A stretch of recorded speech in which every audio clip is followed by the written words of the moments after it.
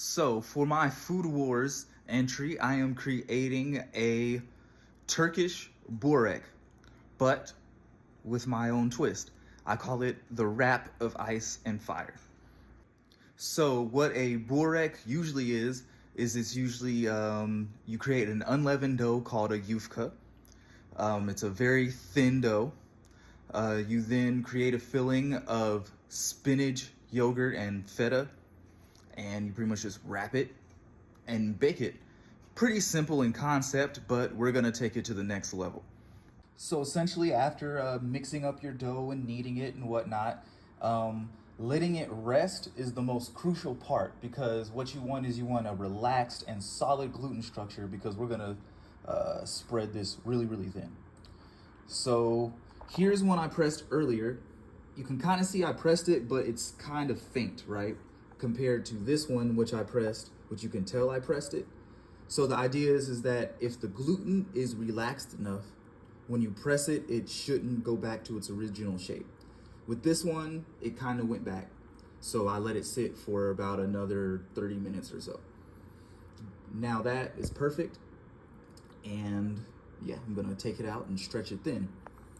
Also, when you're done, what's the word for it? Kneading the dough, pre-slice it into kind of equal pieces, form them into a ball, spray them with some, or brush them with some cooking oil of some sort. I use vegetable oil simply. And what was it?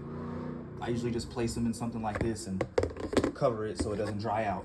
Also, the oil on top helps them from sticking to each other and also helps the moisture stay, but always cover it. You don't want dried out dough. That's lame. Alrighty, so the first step is the dough, called the yufka. It's an unleavened dough.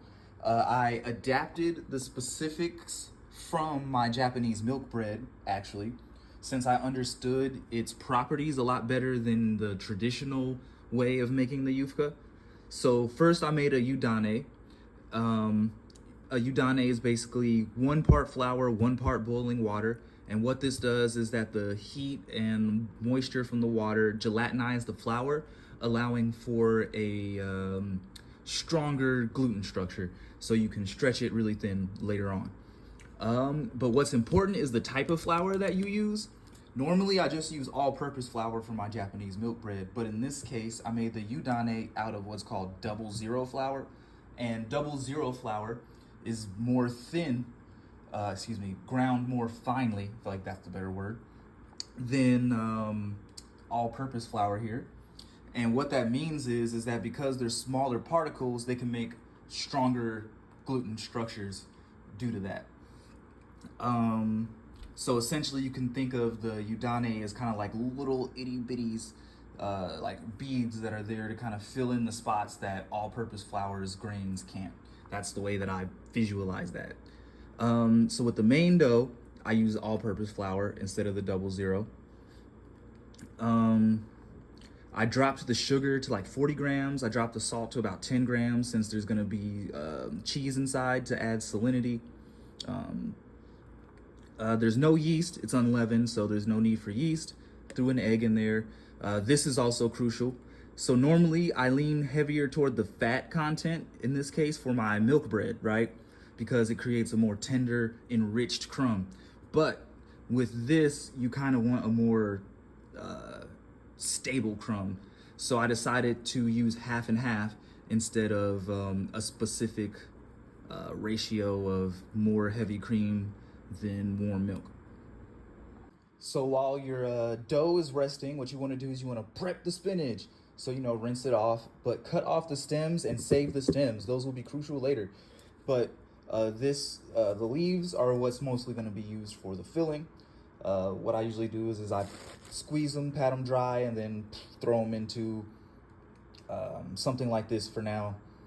Now with the filling, it's super crucial to get the moisture out, which we're going to do later in the dehydrator. But for now, let me continue on with the kind of ingredient overview. Next, you'll need some fresh mint.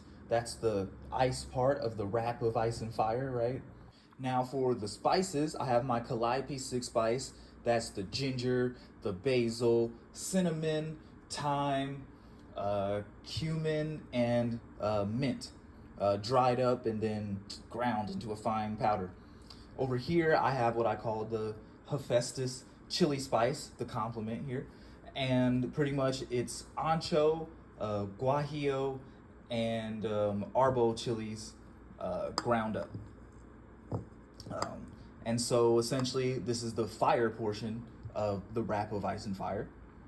Then you can't forget about the good old Greek yogurt for the filling. Also got some fresh basil leaves to throw into the filling. Quite literally garden fresh from outside on the patio. From porch to table, if you will. Alrighty, so now for the most controversial part, the cheeses. So here I have a 1 year aged hard cheddar that I'm going to shred into little pieces like this. And I'm gonna use it to top the burek. It's gonna be amazing and make it more crispy. Also, I have a strained brined, it looks gnarly, but it's a cream cheese that I brined for several months and then aged.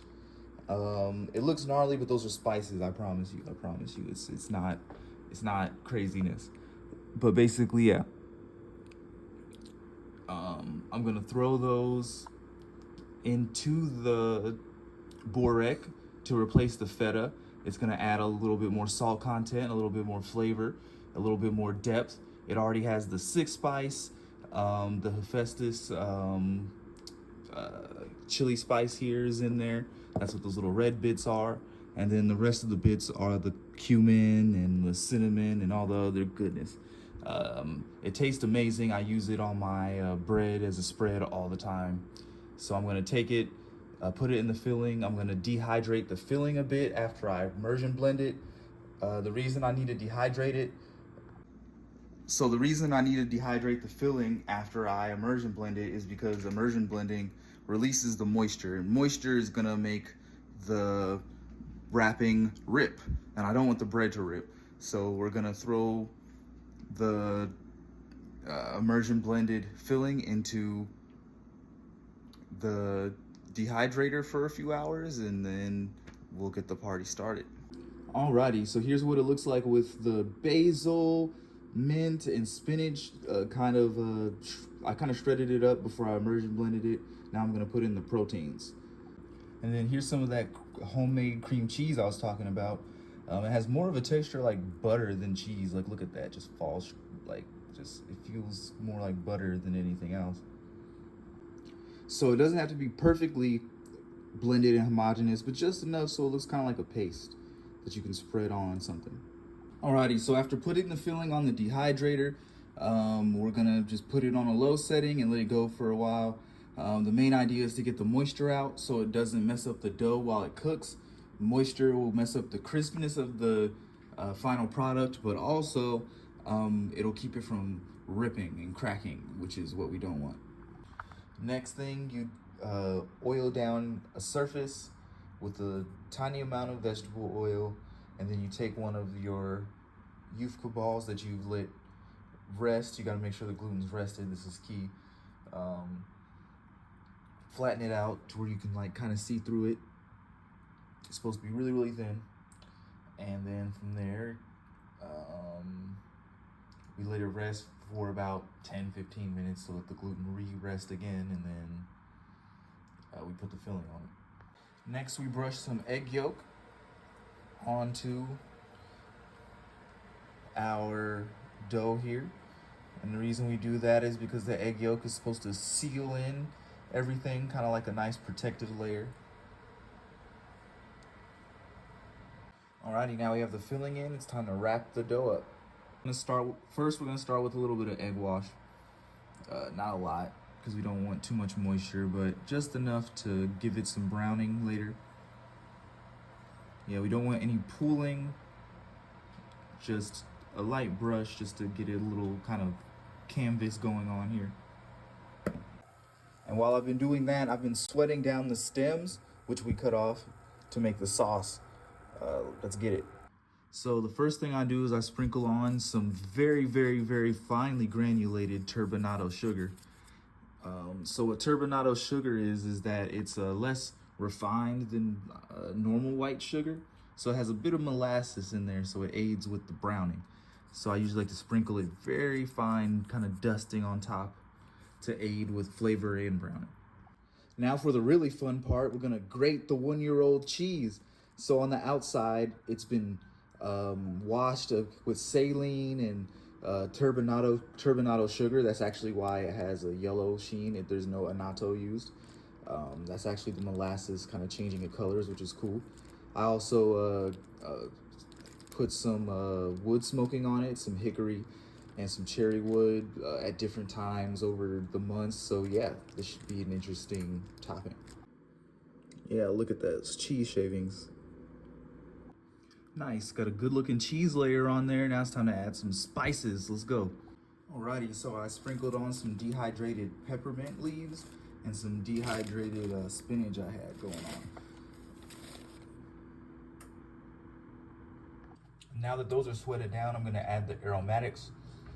This is gonna be like a fiery sauce, so let's get the chili powder in there and get some basil in there too. Alrighty, I think it's ready. Into the oven it goes. Alrighty, so here we go, the final product. Garnished it with a fresh, and here we go, my wrap of ice and fire. We got the burek here, we got a fresh mint leaf, a fresh basil leaf. We have the sauce that has the chicken stock in it. Tastes amazing. You dip the wrap with the little spinach basil sauce, and it's amazing. It tastes so good. It's not supposed to be super fancy. It's supposed to really be more of a kind of a rustic, rural kind of meal, but I feel like I upgraded it and added enough flavor depth to kind of take it to a whole nother level. Like, yeah, that's also, don't be fooled, that spinach sauce there is mad spicy, hence the fire part. Like, it's not unbearably spicy, but it definitely has a kick.